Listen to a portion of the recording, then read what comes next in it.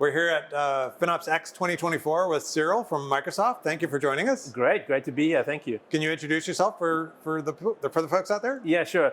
So Cyril Belikoff, and I work in our business strategy and marketing team, and I look at Azure and industry go-to-market. And so what's our strategy, listening to what our customers need, and then sort of helping all legs of our go-to-market, whether it's direct to customer through our sales teams, a partner, and obviously in our marketing engines.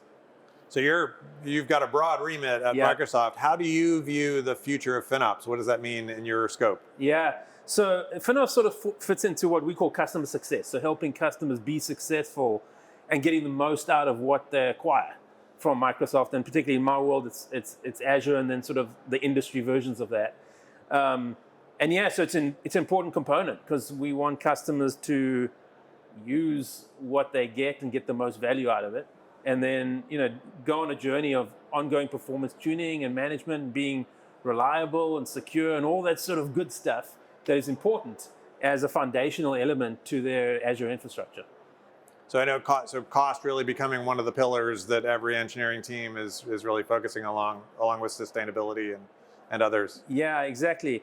We obviously do a lot of research and speak to a lot of customers. There are a handful of things that are sort of top of mind for them, which is not surprising, and it won't surprise anybody. Clearly, AI is top of mind for them. Not only in the last 18 months with generative AI, but before then with things like machine learning and search AI, vector searches. And so AI has really taken off in the last 18 months, but it's been around for a little bit longer, both internally at Microsoft and with our customers. Sustainability, reliability, and security remain very top of mind for them. And then, more tactically and more recently, there's, the Broadcom acquisition of VMware.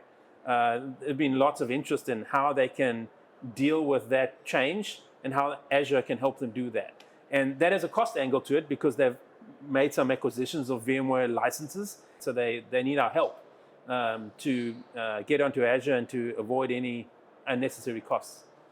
So that's an area where cost management is actually having an impact on business strategy and overall IT usage as well. Exactly. And so, we spending the time on performance tuning can be helpful, but big moments like that, customers really need help on a particular workload and dealing with those costs. So when we think about helping them, we try and unpack their top priorities, that being one, but AI, reliability, security, and how do we embed the principles of optimization or FinOps and cost management in the things that are important to them. How are you seeing FinOps being used then in all those other areas where how is that actually making itself, or how is that actually happening in customers? It's a great question. It's early, particularly I would say let's pick AI and let's hone in on generative AI, which is the last sort of 18 months or so, a little bit less, feels like 3 years. But feels like years and years, yeah.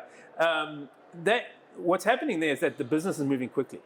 And in this case, it's not IT driven, as we all know. The CEO's directs are really pushing IT to go do this work. Yeah. And so we spend a lot of time with our top customers, sort of almost having it step back and saying, okay, I know you want to do 100 scenarios, but what are the top 5 that on the vector of value and cost that is the best return for you? So we're trying to embed the principle out of the gate of cost management so that they're thinking about the concept in the business without understanding FinOps tooling and all the automation work we're doing in the industry. That's for IT to sort of implement. But really, as a business principle, how do they make a decision on what to use AI for based on business outcome or return and the associated cost and ongoing cost management of it? And so we try and embed it in the ingredient of the conversation and then have them select the scenarios that we can target with them. And the reason why we feel like that's important is because when they come on the outcome of the top 5 that they pick, it's done in the context of ROI, right? Which is what's my return on investment, including the baseline of cost that I have to invest or the ongoing escalation of costs that I might need to interpret versus I just come up with a great idea and, oh, by the way, somewhere down the line, my FinOps team will tell me I'm blowing my costs out of the water, right? Right. So you're thinking about the value up front, which is Right. really powerful. And, Microsoft has helped a lot of customers move to the cloud. Are you seeing any parallels between how companies are adopting AI and how they adopted cloud initially? Sort of taking that measured approach and looking at the things that are going to bring the most value? Yeah, yes and no. Obviously, it's public cloud, there's pieces of private cloud too. And the migration that has been happening and that is still happening sort of came out of a infrastructure need. Some customers want to do, shift their CapEx investments to OpEx, and they want to do, maybe modernize some of their applications experiences. AI has changed the business pool and has changed the velocity by a factor of 10.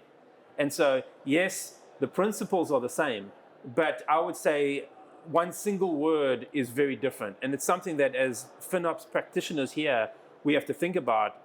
It's agility.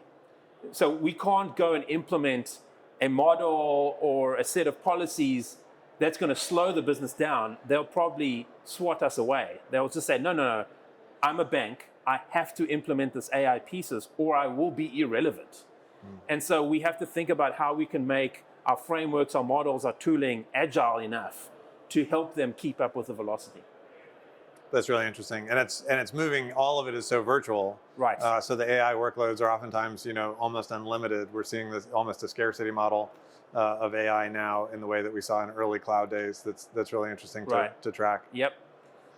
What are some of the things that you're seeing your FinOps, your customers' FinOps practices then adopt to deal with that, to handle that agility? Yeah. It's multiple layers of FinOps, which I think sometimes we don't get into, which is, it starts simplistically, like have they negotiated with their account team? Do they have a good price, right? And are they understanding whether it's a reserve instance or a savings plan, or there are elements of pricing structures, packaging, ways that they can license to help improve things. And taking that first step, along with all the other technical optimization and ongoing tooling and ongoing dashboarding, is an important first step. Some customers are moving so quickly that they sometimes miss that step. Yeah. And so what we encourage them to do is like, hey, take a step back. What are all the scenarios you're trying to implement across AI and non-AI implementations? There are still non-AI things out there. Yeah. And really have them start with the basic practices of how are you going to forecast what you want to spend? And there, again, we're embedding some principles of FinOps in without saying FinOps. Right. And then how do you want to license and price that? And then you move into what's the best way to architect it, what's the best way to implement it, and what tooling are you putting in place to track that and apportion the cost back to the business in the right way. So we are definitely seeing those sort of activities happen, but we're encouraging them to start right at the top of the stack with the basic, like, can I get my contracts right? And then into the technologies on how they do it in ongoing management. Interesting. It's a really good reminder to keep those fundamentals in line as you're getting into the details and not move too fast. Right. Yeah, Exactly. It's exciting to see all of the people adopting all of these new technologies and seeing how FinOps teams can continue to support them. And this is sort of what the FinOps Foundation is doing, and all these practitioners. I would say this AI moment was made for FinOps, because it's an amazing opportunity for all of us to go into this velocity of business opportunity and to keep the agility, but to bring some sanity. It's not just AI for AI's sake. What's your business value? What's your cost structure? And where do you want to prioritize? You don't have unlimited resources. No one has, right? How do you want to do that? And I feel like it's on us to get into the business framework and inject ourselves as sort of an ingredient that becomes the oxygen that they breathe. That's so inspiring. Thank you for all of this. I really appreciate your views on this. It's an exciting time to be in FinOps and to be in cloud strategy. Yeah, thanks a ton. All right, Cyril, thanks very much.